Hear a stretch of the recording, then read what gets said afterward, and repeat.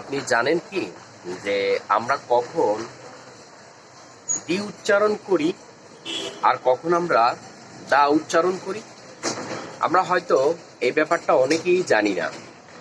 তো সেই সুবাদে আমরা আজকে জানবো যে আমরা কখন দি বলবো আর কখন দা বলবো। লেখার ক্ষেত্রে দুইটাই সেম লিখতে হয়, THE। তবে আমাদের যে সকল ওয়ার্ডের প্রথম লেটার ভাওয়াল হবে, A, E, I, O, U, এই লেটারগুলো থাকলে তখন আমরা দি বলবো, অর্থাৎ দি অ্যান্ট, দি আওয়াল, দি অনিয়ন।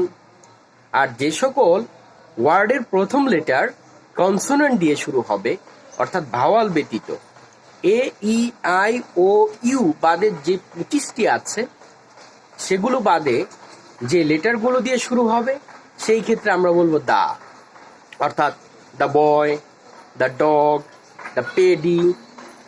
ওকে, ভালো থাকবেন।